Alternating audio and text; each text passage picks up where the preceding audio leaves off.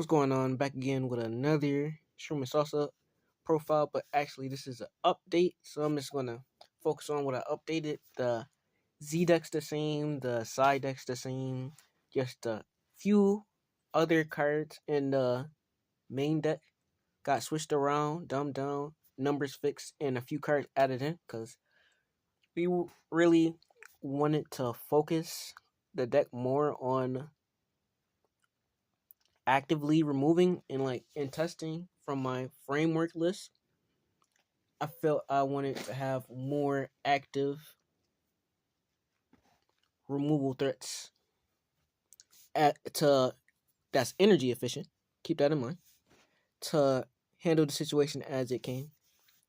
All right, without further ado, and also I'm gonna have a link to gameplay and the previous deck profile if you want to see all the other stuff. But we're just gonna speed through this and I want to talk about some things at the end. All right, Shroom Salsa leader. This is a drop area removal style of deck, and a lot of effects will be based around how well you remove your opponent's drop, as you'll see as you read the cards as I'm going through the profile. But again, this is a switch one, draw one, untap leader, and you get benefits on they drop being empty when you combo. Backside, if this card's in battle, it keeps the same effect on that, and then it has the one where you can play skills from your deck. But we have other reasons. I'm just gonna plow through the list just so y'all see. We have Bardock, Tenacious, different secret rare. We just put it out there. Man, it's a glare. Dark King Meki, just to close out games. We still have the Beast Hans. We have two Quoits, two Man Saiyan, two Mirror. The mirrors in here because a lot of people when they play this deck, they don't wanna give up cards too readily, and most of the cards they discarding are extra cards, and sometimes I need them to have a certain number of battle cards in they work. So a little having two of those really helps the force hand drop. Then we got two of Gohan, two of Trunks. We found more of these. So all the Mickey players, the Shroom and Salsa players rejoice. And for super combos, decided to do a 2-2 split with something that is more searchable since we bumped up our searchers now. And we can use it earlier. Still rocking the Fool. We added this Toa. We're not really leaning into the swap shenanigans, but we can if we want to.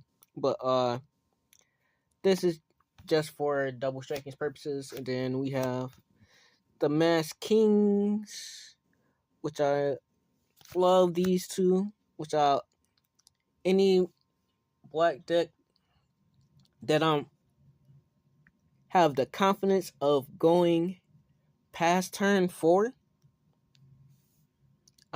This is an auto include. We handled this down to 2. It don't come up enough for the concept which I'm trying to incorporate, which I explained it on the last deck profile. This may even float to the sideboard eventually, but I felt 2 was a good enough number to see it, and if I didn't need it, charge it. Cut that by 1 for the promos. This still at 4 because it does a lot for the deck. And setting up the main card we want to keep going into every turn after like turn 3. Then we got 4 of this guy. I found my 4th one. Hooray for me.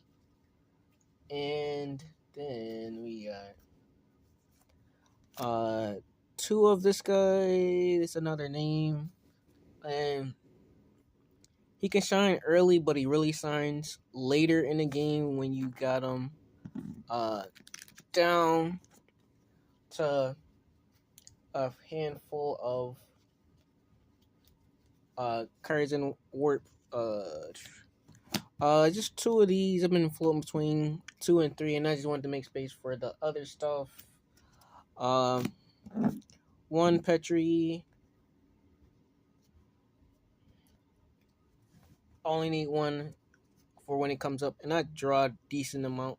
If I'm not too bad with my resources, we got 2 support, 2 power burst. My newest edition I want to talk about. More removal. Genius Craft. 1 moves higher and 1 is lower. And since my leaders are Demon God base, we get to draw. And this helps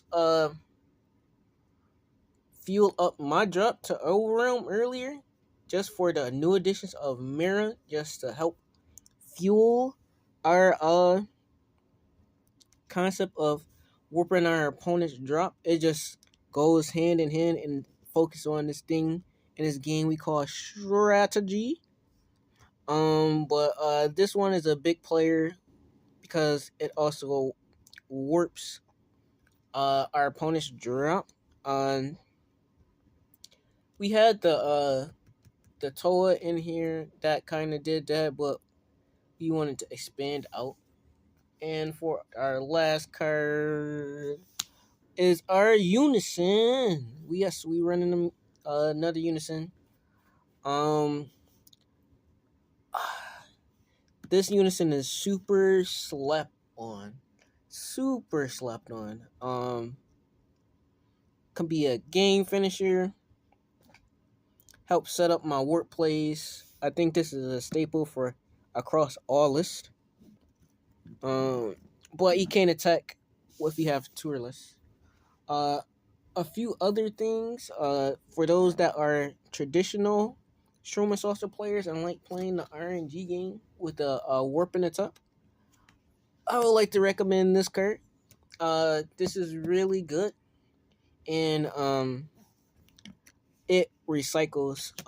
I had a lot of cool loops with my other black deck that was Demon Realm, and I really wanted to fit this card in here. This is another card that helps with the concept Black Smoke. But there is another deck that this card shines highly in, and that's Meki Kabura. And we'll probably have to pull back around to that deck because there's so many versions. Because I would say this deck and the Meki Kabura deck are the black decks that require the most skillful play, but the reward is awarding when you pull off the strategy. Very rewarding to pull off these strategies. And this is basically about maintaining. Just getting in control and maintaining. And that's kind of like the mid-range control decks philosophy, just getting control and maintain. But that's my thoughts on it. Still polishing it out, but I'm trying these few new cards. Tell me what you think, and I'll catch you later. Thanks for watching.